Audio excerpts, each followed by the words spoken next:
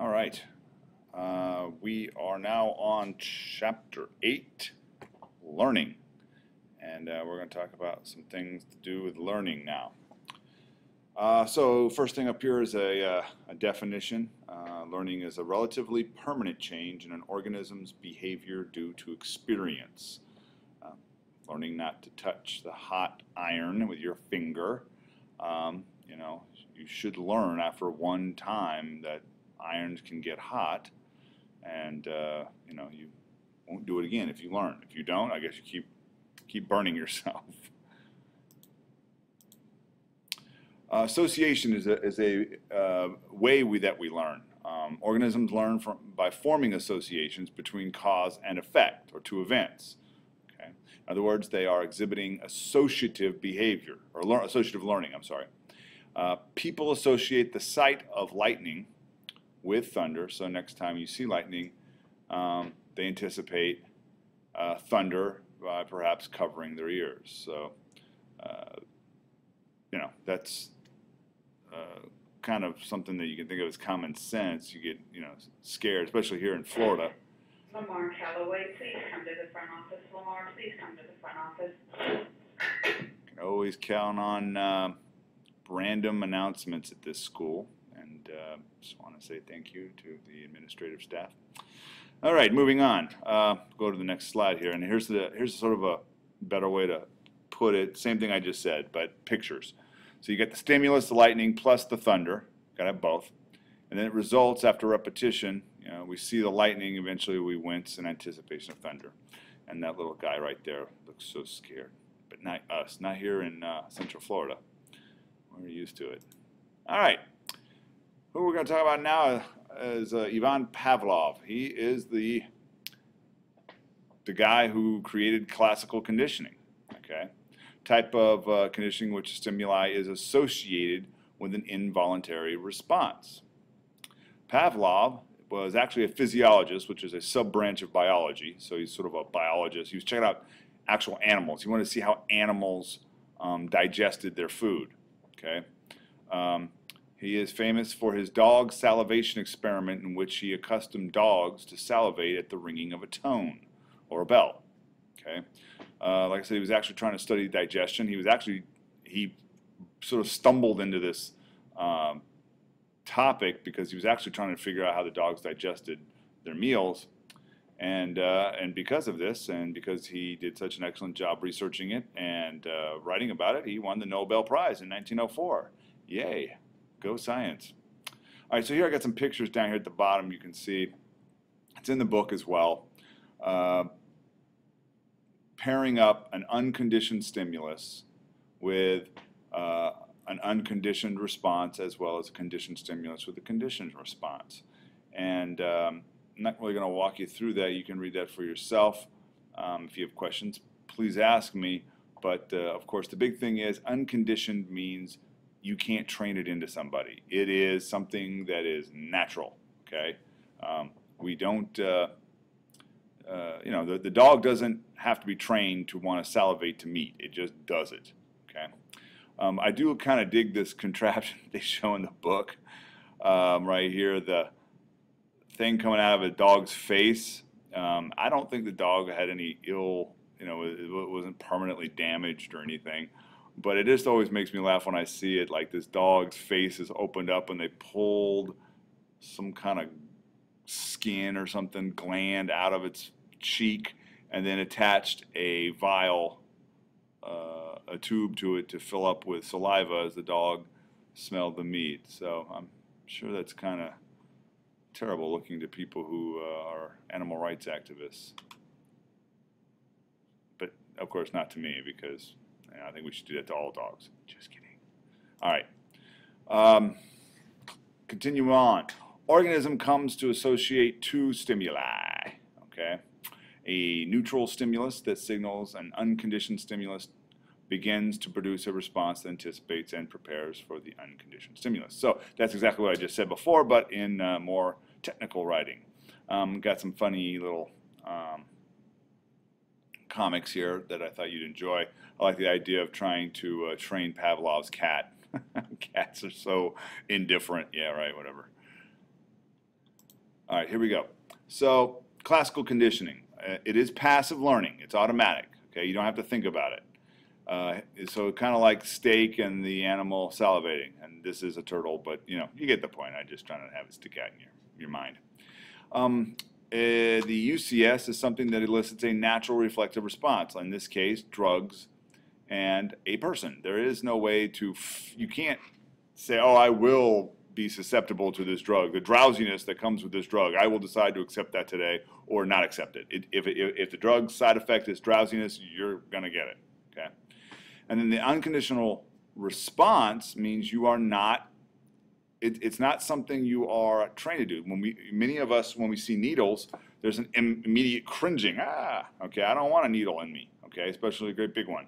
So people have a tendency to wince or, you know, move away from it, or, you know, yell out when they're stabbed with a needle. All right, next you have to find, for this to carry out with classical conditioning, a neutral stimulus, something that by itself elicits no response, okay? And you present the stimulus with the unconditioned stimulus a whole bunch of times. So as far as our examples before, you take the meat right here, you add it with the bell, in this case a penguin shaking a bell, but it doesn't have to be a penguin. Bell, meat, feed. Bell, meat, feed. The animal is like, oh, I get this, okay. It just notices subconsciously that there's always a bell ringing when it starts to get hungry and eat or salivate at meat, okay. Or if you turn the light on, or if you turn a light on or flash a light and show the syringe and then hit the person with the syringe, they're going to start to associate, here comes a light, you know, here comes a syringe with that light, and then I'm going to get some type of injection. I wish I could claim ownership of this. I stole this from somebody online, this picture with Michael Jackson. But of course, neutral stimulus. The drug is what tends to make the person drowsy, okay? And maybe if they are paired with Michael Jackson, the drug, every time they see pictures of Michael Jackson, they also become drowsy if they're shown pictures of them over and over again with the drug, okay? All right. After a while, the body begins to link together the neutral stimulus and the unconditioned stimulus. We got that. That's called acquisition. Oh, and here is a pretty good joke I found that I forgot to blow up big enough so you could read it. So enjoy trying to figure that one out. We know learning takes place when the previously neutral stimulus elicits a response. So now what was neutral? The bell. When the bell ringing itself can get the animal to salivate or stick its tongue out, that is where we see learning has occurred, or the light bulb now with the syringe, or Michael Jackson just in itself making a person feel drowsy, or whatever the drug makes you feel. Okay? Oops. And I am making all kinds of mistakes here. All right, at this point, the neutral stimulus is called the conditioned stimulus, and the unconditional response becomes the conditioned response. So there you go, okay? There are 5 major processes with classical conditioning, 5 of them. First is acquisition. You have to create the link between the two, between this, the unconditioned stimulus and the conditioned stimulus. Then you will have what's known as extinction, and there I have my picture of a dinosaur because they're extinct. And what goes on here is after a while, if you do not pair the unconditioned stimulus with the conditioned stimulus and just have the conditioned stimulus going on for a while, there will be extinction of the link between the two. Okay. Then we have spontaneous recovery. If you again start to link up the unconditioned stimulus with the conditioned stimulus, in the case of the meat, if we just kept ringing the bell for a couple of, it wouldn't even take days, but a couple of hours, maybe not even that, the animal would stop salivating. But if we started to pair it up again with the bell and the meat and the bell and the meat, the dog would start to associate the bell means I'm about to get meat, so I'm going to salivate. Generalization is the idea that subjects or dogs to respond similarly to similar stimuli as the controlled stimulus. Okay, so the example here would be Pavlov's dog salivating to the sound of beeping that is similar to ringing, or I think in the book they use a tuning fork, so that could be similar enough. And sometimes you just got to test these things out to see what is going to work for being generalized. Okay, some things you think will work and they don't. Okay, this is good because if you teach children to watch out for cars, they will also watch out for similar objects like trucks and vans. You don't have to go through each necessarily, this, oh, you said stay out of the street because it was a car. You don't want to be in the street with cars. I don't recall with my children, of course, mine aren't always the best example, but I don't recall having to say, no, that's a van, that counts too. Oh, and that's a truck, and oh, that guy's a motorcycle, and they understood, hey, big metal things in the road with wheels on at the base of them are not good for little kids. Discrimination is the ability to distinguish between different stimuli so that the subject does not react the same way to everything. So maybe instead of the bell, you use a piano, and the piano doesn't quite cut it for the dog. Like, nope, I'm not going to salivate. Nope, not going to happen. So that's the example for that.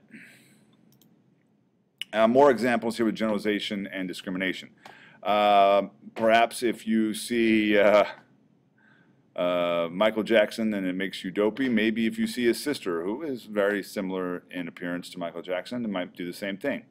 Or discrimination, whereas if you're looking at Michael Jackson and you see Mr. T, you're not going to mistake those two for one another.